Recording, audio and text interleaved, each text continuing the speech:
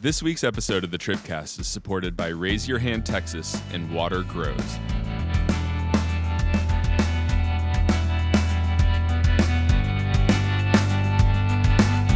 Hello and welcome to the Texas Tribune TribCast for January 10th, 2025. We are back. The TribCast is back after a short hiatus. Thanks everyone for joining us back. My name is Matthew Watkins, editor-in-chief of the Texas Tribune, and I am joined by our two new TribCast co-hosts, Eleanor Klibanoff. Hello, Eleanor. Hello, thanks for having me. And James Bettergon. Hello, good to be back. Great to have you back. And our guest today is Jasper Scherer, politics reporter for the Texas Tribune. Hey, Jasper. Hey, thanks for letting me crash. Absolutely. We are happy to have you. The subject of this first special edition of the TribCast is the legislative session that begins Tuesday. It'll be the beginning of a 140-day sprint that will touch the lives of every single Texan in the state. They'll determine how much to spend on schools, how much our property taxes are, road construction, little things. We'll designate some state flower that pollinates or something. I don't know. We already have a state flower, but anything like that. But a major moment in the lives of Texans, whether they know it or not. And today we are going to preview that session, talk about the key issues, but maybe most importantly, and what will take up a big part of our discussion at the beginning, is the speaker's race. Any ledge preview has to start there. And what I'm going to do here, bear with me, y'all three, is I'm going to just go through a sort of table setter of where we are right now. I'm going to try to do it as fast as I can, but it's complicated, so here we go. Last year's legislative session and the special sessions that followed ended with many people sort of repeating the claim that House Speaker Dade Phelan is, if not the most, then at least one of the most conservative speakers in Texas history. But there were three things that happened under his watch that turned many Republicans against him. The first one, he continued the tradition of selecting Democratic committee chairs. The second one is Attorney General Ken Paxton was impeached under his watch, later acquitted by the Senate. The third one is Greg Abbott's priority voucher bill failed in the House multiple times under his watch, essentially. Since then, there has been intense pressure on the House. Abbott and Paxton and their allies targeted multiple Phelan allies in the GOP primaries. Anti-Phelan forces sort of rallied around David Cook as a new speaker candidate. And under that pressure, Dade Phelan dropped out. Dustin Burrows, a Republican from the Panhandle, Lubbock area, stepped in. It created what sort of is a two-person race, although we'll talk about whether that actually is true or not, in which really kind of both sides have at various times claimed victory. Caucus rules say that GOP members must vote for the caucus-endorsed candidate. On December 7th, that caucus met, but Burrows supporters walked out of the meeting after two rounds of voting where no one could get to the 60% threshold. The remaining voters then voted 48-14 to endorse Cook, earning him the official endorsement of the majority party and the requirement that basically, or the expectation that Republicans in the caucus vote for him. But soon after that, Burrows, on that same day, declared that he had the 76 votes necessary to become speaker, half Democrats, half Republicans. But soon after that, some of the people on Burrows' list said they shouldn't have been on it, which brought his vote count back under 76. It's been very intense, a lot of pressure on people to change their votes, particularly the Burrows supporters after that. We've had Amarillo businessman Alex Ferry saying he'd spend $20 million in the next primary to, quote, expand a new majority. We'll talk more about what that means. Paxton has toured the state in support of Cook. Abbott has said members should select a speaker, quote, in accordance with caucus rules, which many people took to mean a sort of endorsement of Cook. And the GOP, the actual state party, has said it'll censure members who vote for the non-caucus pick, potentially removing them from the 2026 primary ballot. Meanwhile, Democrats don't really seem to all be on the same page, or at least publicly have not rallied around an individual candidate. This all sets up Tuesday, the first day of the session, when there will be a vote on the House Speaker. Okay, and it'll be basically, I think, the first time since the 70s where we'll go into that day not knowing who the House Speaker is going to be, unless something changes between then and now. First of all, Jasper, did I get that right? Did I miss anything? Yeah, I think that was a pretty solid summary. I mean, it's kind of weird how you mentioned this is just sort of unprecedented over the last handful of decades to go in with so much uncertainty. It's kind of created this sense of just sort of inertia, just a lack of movement. Nobody really, the policy discussions that you might expect to be having, heading into the session, there's just way more uncertainty, a week before we're set to kick off because nobody knows who's going to be in charge of, one half of this bicameral legislature. James, give me like a brief introduction to these two candidates. What do they represent? What's their backgrounds? Yeah, to a certain extent, it's not really about the two candidates. It's about the camps that they're in, which is that Dustin Burrows is the establishment candidate of the traditional business-minded Republicans. And he argues that he is conservative. He just doesn't want to do every single thing that the right wing of the party wants him to do. And I think he would say that particularly the people who fund the right wing would want him to do. David Cook is an unusual pick for this right wing coalition that's trying to take over the speaker's gavel in the House, because he's kind of a pretty moderate guy. He's like in the middle of that GOP caucus. So it's kind of strange that he is the guy that they went with. But people in his camp had said it's not really about him. It's not really about his policies. We kind of disagree with him on some of the policies, but it's about changing the way the speaker operates, meaning we want there to be, less ticky-tacky points of order, less like more flow with the parliamentarians and more I would say looseness on the rules. They might contest that, but that's, I think, what it is. They want a commitment from the speaker to prioritize Republican Party of Texas legislation, and they want no Democratic chairs, which Burrows hasn't committed, but he sort of has, because he says he'll leave it up to the will of the members, which with an 88 Republican majority, it'd be hard not to see that ban on Democratic chairs. So a lot going on there, but it's basically a showdown between the right wing of the party and sort of that traditional business-minded Republican faction of the party. Can I ask a question? What is a Speaker of the House? Like, why does this matter? For like outside of the sort of the Republican Party has dominated Texas for a long time. This is all like we're talking about a small corner of the party fighting against another small corner of the party. Like, what is the impact for Texans? Yeah, I think a lot of it is like inside baseball, honestly. But what the speaker does is he's the traffic cop. He directs the flow of how the chamber is going to run. He appoints the committees. He appoints the people who lead the committees, which bestows a lot of power, because if a chairman or chairwoman doesn't like your bill, then they're not going to move it, right? They also appoint the calendars committee chairperson, who like decides what gets on the House floor. And they also decide sort of, what the flow is going to be, what the pace is going to be of the chamber, which goes into a lot of the dynamics between the House and the Senate.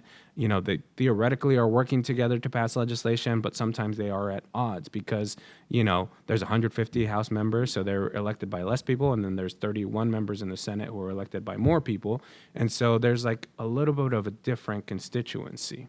I would also say that in the recent history of the legislature, there's always been one chamber that has been sort of the like calming, cooling, moderating force on the legislature.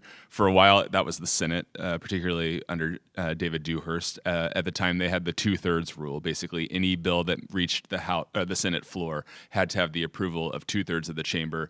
That usually meant some kind of bipartisan support for the bill to reach the floor, and that required compromise in order to get that done. Dan Patrick, when he was elected lieutenant governor to preside over the Senate, changed that rule to 3/5, which then gave Republicans essentially a supermajority and able to kind of exactly, it lowers the threshold. But around that time, you had Joe Straus come into the House, and Joe Straus was elected by a coalition of Democrats and more moderate Republicans. He was a more moderate member and was sort of a thorn in the side and enemy of that kind of hardline right side of the party. Speakers since Straus have gotten, I think, more conservative. I don't think anyone would disagree with that. But to the extent that there has been things to kind of slow down that Republican agenda, it has often been in the House. The school voucher vote is an example of that. I think one of the questions heading into this session is, will the House continue to be that moderating force? And I think a lot of the people supporting Cook want it to not be, and sort of want those sort of guardrails taken off, and they have reason to do that, right? The body is a very conservative body. The Texas voters have voted for very conservative candidates, and I think their argument is that agenda should be pushed through without any friction because they control that chamber. Yeah, and I think it's also important to remember that I completely agree with the characterization of sort of the two chambers. The House has been the more sort of moderating body, but even over the last couple legislative sessions where we've seen just this array of conservative laws getting passed, I think even that role for the House has started to diminish a little bit, and it sort of gets to the point that whether it's Dustin Burrows, David Cook, or someone else, this is still going to be a very conservative House. There's going to be a lot of pressure on whether it's Burrows or whoever to enact the priorities of Lieutenant Governor Dan Patrick. Governor Abbott has been pushing for a private school voucher program pretty aggressively for the last couple of years. So we're not really considering a situation where it's like, is the House going to be super moderate versus ultra conservative? I think it's regardless of what happens, it's going to be on the closer to the ultra conservative end. What really is up for debate is how much power sharing there's going to be with Democrats, and sort of also, you're starting to get at this point, Matthew, just the kind of the influence of the Senate and Dan Patrick over the way the House operates. I think that is sort of up for debate. Just if it's David Cook or someone from the wing of the party that supports David Cook, I think the feeling is that Dan Patrick will have a much easier time getting his way on, and that does mean a lot more conservative legislation. But there are also things that for example, he has voiced his view that he wants to ban THC in Texas. That doesn't fall neatly along partisan or even conservative and moderate lines necessarily. So I think it's sort of the Democratic power sharing and also the independence of the House that's kind of up for debate right now. Yeah, but like you said, the key word, which is power. Right? Like that's what this is all about. It's not really about like who's more conservative, who's less conservative, because the reality is, Lieutenant Governor Patrick sometimes does things that aren't really associated with traditional Republican conservative ideology. I'm thinking back to when there was a winter freeze and you try to claw back all that money from the energy companies. Like that doesn't fall neatly into traditional conservative lines of thinking. And a lot of it, like getting involved in THC, that also doesn't like really fall in line with conservatives. There's this sort of new conservative of like, we are the conservatives and we say what conservatism is, which goes up all the way to President Trump, to a certain extent to Governor Abbott. There's no like real rules of what conservative is. So they say, we are the conservatives, and if you are not doing what we're doing, or what we want you to do, then you are not conservative enough. And I think that's what the traditional Republican faction is arguing about. They're saying, like, we're actually the real Republicans. We actually have ideology that we've been following since the 80s, and you guys are just making up new rules. One of the things that you hear a lot with the Cook supporters is it's not really about Phelan, it's not really about Strauss, it's not really about Burrows. It's about the members being able to drive the conversation. And literally everybody says that. Dennis Bonnen said that when he came in. Phelan said that. And to a certain extent, Phelan let the members drive the conversation.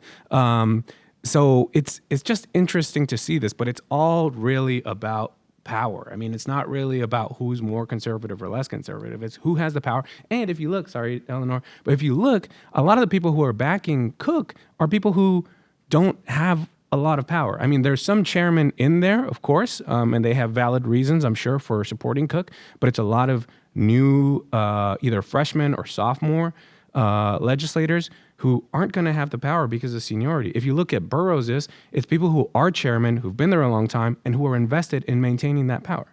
And I think one other way to look at this and kind of illustrate the point you're making is just the ideological range of members who are supporting the two candidates. There are tons of super conservative members who are supporting Burrows, and there are a bunch of folks who fall on the more moderate or maybe sort of establishment side of the party who are supporting David Cook. So it's not neatly divided, down the middle ideologically.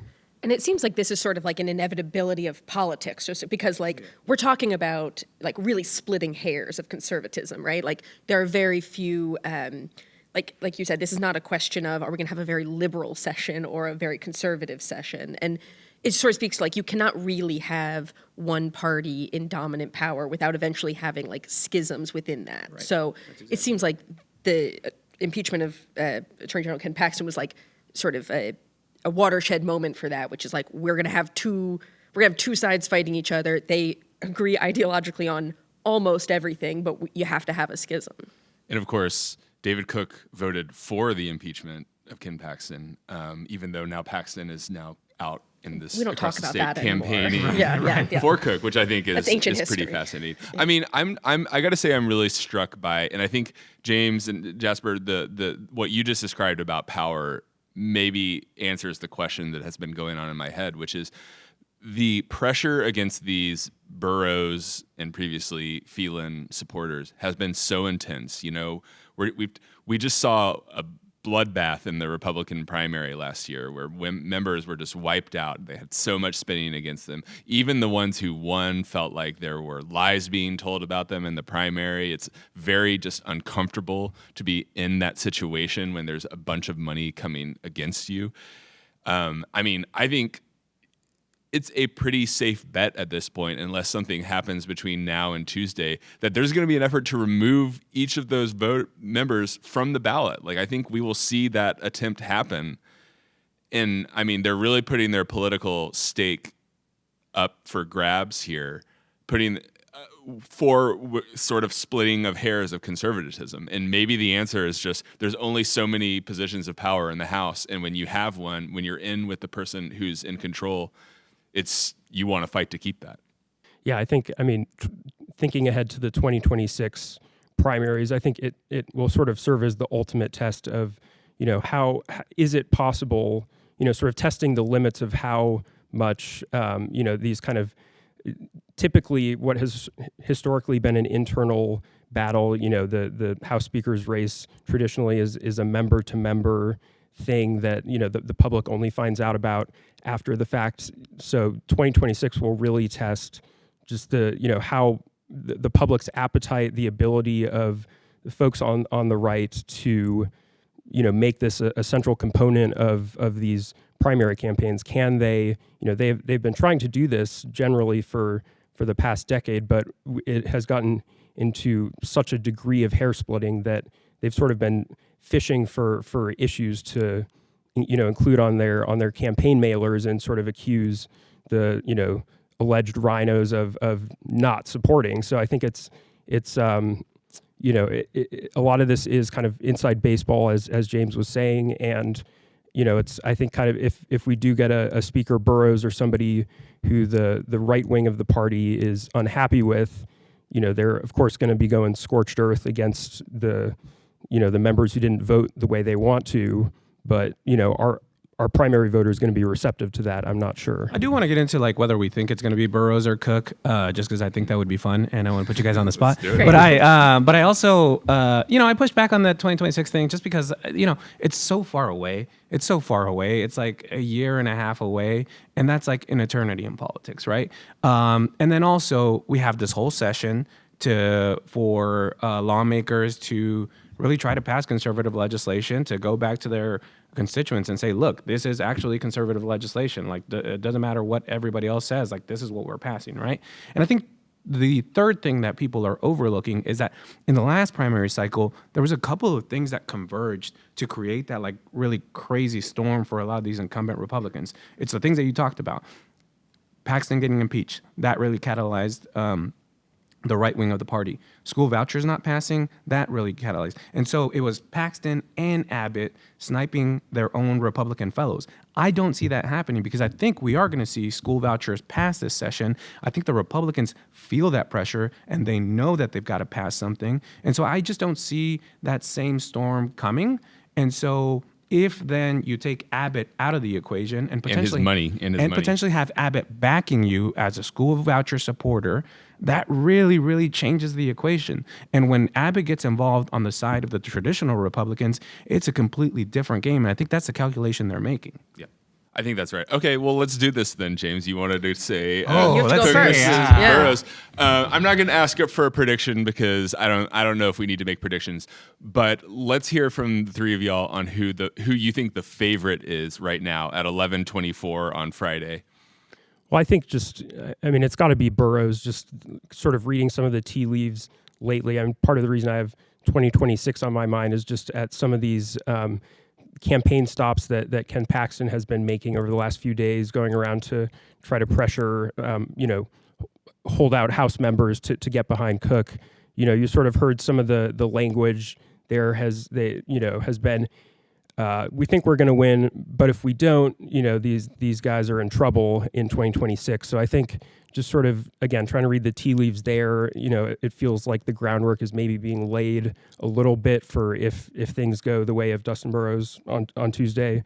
I think also just looking at the coalition that Burrows put together in his initial list, he has lost some members from that list. We haven't seen a public, list of supporters from him over the last month or so, but I do think just looking at the sheer math of it, David Cook is trying to get to 76 votes through a route that doesn't really give Democrats a lot of obvious reasons to support him. His whole kind of platform is predicated on eliminating power sharing, all sorts of changes that if I'm a Democratic lawmaker, I'm probably going to be looking elsewhere first. And so Burrows just has a much easier path to go compared to David Cook at this point. James? Okay, well, Jasper stole all my lines. So, no, I would agree with that. I mean, I think I've shared this with you guys. I think that Burrows is in pole position just because, like, if you just look at the lists, he's got the highest number. I mean, it's not 76. We know that for sure, but it's still higher than the 56, 57 that we saw David Cook put out at his highest. His watermark is 56. Even Burrows, after losing the 7 people he lost, is still higher than 56, right? And so I think the other thing, too, is we have to talk about the role of Democrats, right? And the role of, like, these squishy Republicans who maybe are on both lists, who are trying to figure out if they want to be in power, who's the guy that's going, or gal, who's going to get them to be in power. And if you feel like you're on sinking ships, like neither one of them is going to get to 76, which some of these folks do feel like. We've seen the letters from Gary Gates. They're looking for a third option, and they've been looking for a third option for a while. And there's that uncommitted group of Democrats who are neither Cook nor Burrows, and they're trying to figure out, can we build a coalition? Can we pull from these other coalitions to build our own coalition so that we are in power? I think that's still an interesting thing to look at. But like I said, I think it's Burrows, third candidate, and then Cook. But I do think that the ironic thing in all of this is that these two guys who are fighting to be the more conservative Republican, the conservative choice for Speaker, are going to have to rely on Democratic votes. And it's going to be interesting to see like how exactly they go about getting those. Eleanor, you want to be contrarian? Sure.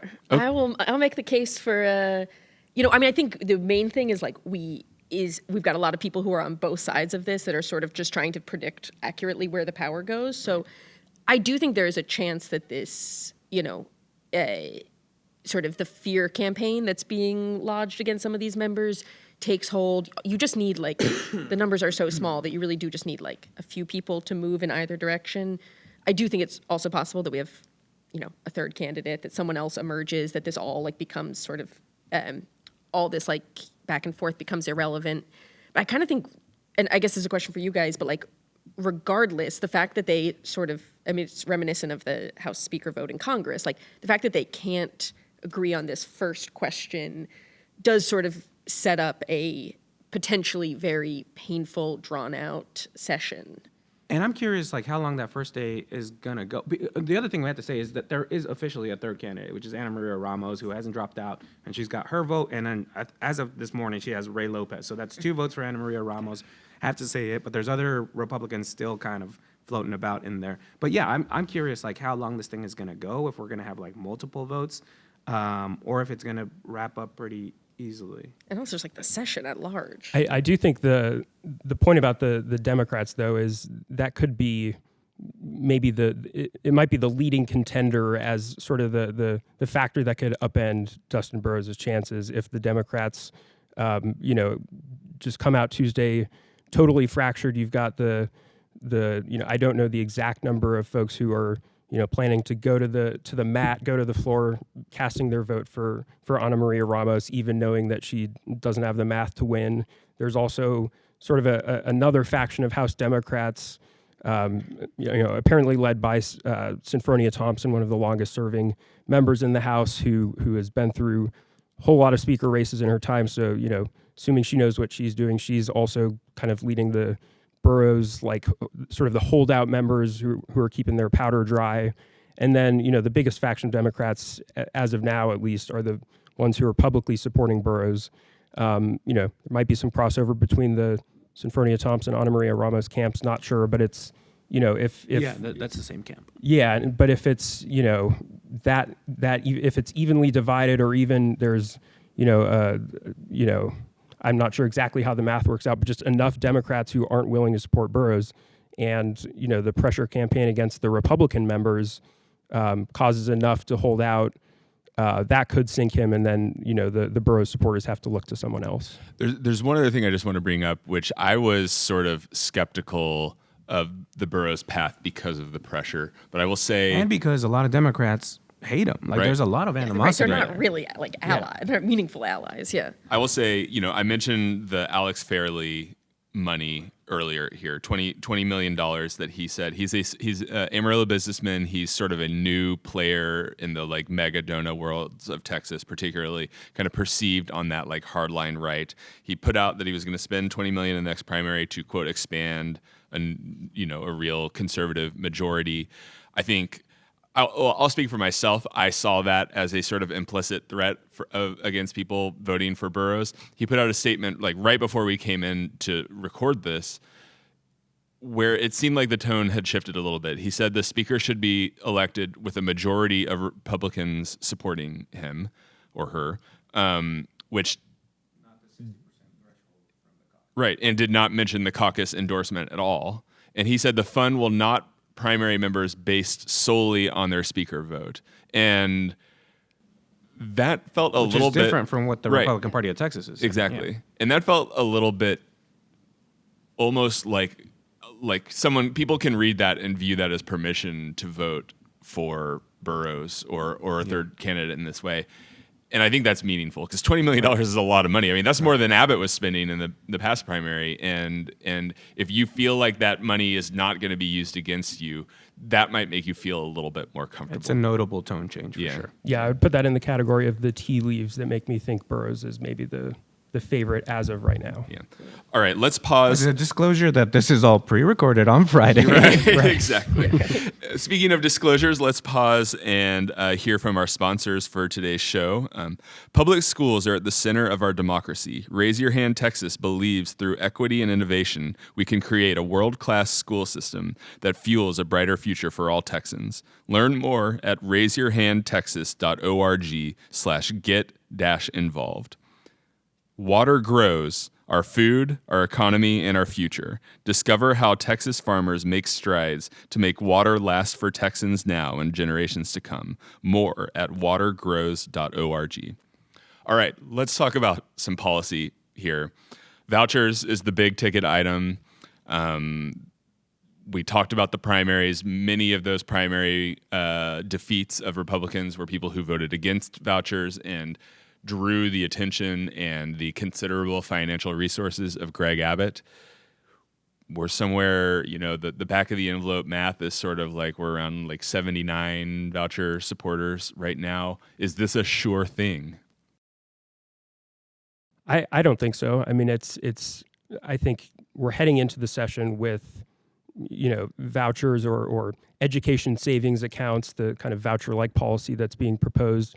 I think it has its best shot of passing, maybe ever, at least in decades. But at the same time, the official or I guess unofficial whip count that's being thrown around in the House is 79 votes. Who, members who would support some sort of voucher program if it hits the floor. The big caveat there is that a whole lot of those members are not on record saying what type of voucher program they would support. And when you pair that with just how slim that margin is, you're only 3 votes past the number you need to reach majority in the House. I think it's the smart money now is basically something is more likely to pass than not, but nobody really knows what format is acceptable to a majority of House members.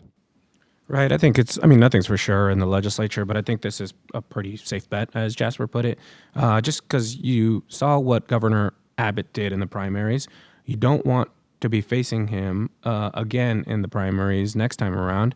He wants to get something done. He's been very clear about that. He's brought in a whole new batch of lawmakers who want to get something done on school choice. It just is a question of what that sort of voucher legislation looks like. And I think that's going to be a sticking point, but I'm pretty sure it passes. Yeah, I think like if you're David Cook and UN Speaker, you're I think going to be more aligned with Dan Patrick in the future, and like it's a little bit more smooth sailing. If you're Burrows or some other candidate, I think you probably politically want to get Abbott as close to on your side as quickly as possible. Yep. And probably the best way to do that is to move a bill through and move it through quickly so that we don't end up in the situation we ended up in 2020. And Burrows, I think, has been supportive of school vouchers in the past. Yeah, right. So that's not an issue. Right, exactly. Okay, what other issues are standing out to y'all in the session? I'll start with you, Eleanor. Well, as the women's health reporter, I got to make a pitch for, 2023 last session.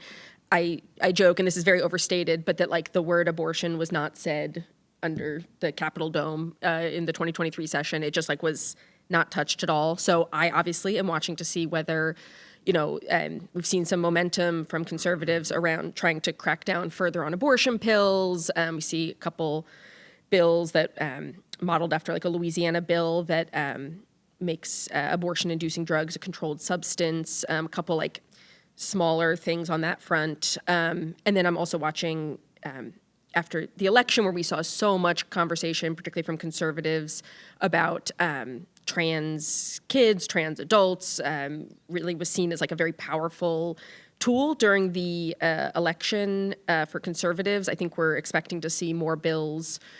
Last session we saw a huge victory for conservatives on this effort they've been pushing for a while to ban gender-affirming care for minors. It's not yet clear like what the next frontier is, whether they're going to sort of try to regulate trans adults' lives or further restrict sort of this care for trans minors. But that probably we'll see more conversation on that front than on the abortion front. Yeah, if you watched college football in the fall ahead of the election, you know that was maybe the most popular Republican ad in Texas and beyond. And so you got to think there's going to be something related to that, women's sports, trans kids, any of those types of things. Yeah, it's tricky because Texas has done a lot of that already. Right. But there's a group out there that tracks like anti-trans legislation. And it's just like the years Texas meets in the legislature, you can see there's like a huge spike nationally. And then the years we don't meet, like other states are just not doing nearly as much as we are on that front. So they'll do something. James, what's on your radar? Social conservatives are in, so more socially conservative legislation, 10 Commandments bills, a lot of the trans bills. 10 Commandments is requiring schools to hang them on classroom walls, right? Right. Yeah. And then I think immigration is something to watch. The return of this question of banning whether cities and counties can pay lobbyists to advocate on their behalf in Austin. I think that's a big push by social conservatives. And then I guess immigration is something to watch too. Yeah, right. The big question is how much does the state invest in immigration in a Trump presidency, right? Yep. Yeah, all of the above for sure. I think also just looking at the budget surplus that we're expected to see for the second straight regular session, it's going to be a sizable share of some billions of dollars. We don't have the official estimate yet from the comptroller Glenn Hagar, but that's going to be doled out to presumably property tax cuts, property tax relief of some sort. Just looking to see how big that relief package is, and also whether the two chambers can agree on what form it takes, or whether we see a redux of the endless endless fighting that led to multiple special sessions. I think also, keeping on the theme of the budget surplus, like water infrastructure is a big one, just continuing the investment made last regular session to fix the leaky pipes all over the state and find new sources of water, and just kind of infrastructure in general. We spend billions of dollars on highway expansion and just all kinds of stuff that sort of flows under the radar of these charged political debates. But I think a lot of the big issues will kind of flow through the budget surplus too. We're talking about like public school finance, kind of parent, that conversation is always just by nature paired with the voucher talk. Just how much gets spent on raises for teachers, and trying to shore up that issue, the workforce shortage in public schools. I think that's a big one. And I guess the last one to flag would be the grid, the power grid. Just Dan Patrick has said he wants to continue providing the low interest loans to incentivize the construction of new natural gas plants. So just whatever gets passed in that genre is hugely important for the state. Yeah, ERCOT released a report late last year, or middle of last year actually, predicting demand on the grid going up 75% over the next 6 years. Anyone who lived through 2021, that's a scary thing to think about. I think the politicians of the state would really like to not have something like that happen again. So I think you'll see some commitment there. I'll add two more: gambling. I don't think a lot of support for that in the Senate, at least at the top, but a lot of money being spent by lobbyists on that one. So that'll be a fun one to watch. And then THC marijuana, we talked about this already. Dan Patrick coming out wanting to ban all those THC products that are sort of like marijuana, sort of being unregulated in right now in the way that they're sold. That one's interesting too, because Sid Miller kind of came out against that, and there's obviously a lot of rural lawmakers who that's a big cash game for them in their district. Well, and people forget that the House passed a marijuana decriminalization bill last session. It's a very different House, of course, but I think a good question to ask of whether there's support for that in the I think that's kind of an early sleeper pick for like a big issue that could divide the two chambers. When we get around to like April or May, and thinking about bills that could drag other uncontroversial bills down with it. There's always a few of those every session. I feel like it seemed like the vibe in the House is generally among the Republicans is against banning THC. Maybe more regulation of it. It sort of depends on where Dan Patrick wants to go with that. Well, I hope y'all have your suits all ready, and your floor passes ready to go. It's going to be an interesting 140 days. We will be here. The TribCast will be here. We're going to be running through the legislative session. If we find an audience, if people are enjoying it, we're going to keep going after that. So if you like the show, you want to keep hearing it, share it with your friends. Give us a good review. Do all the things that can help kind of promote the TribCast and everything there.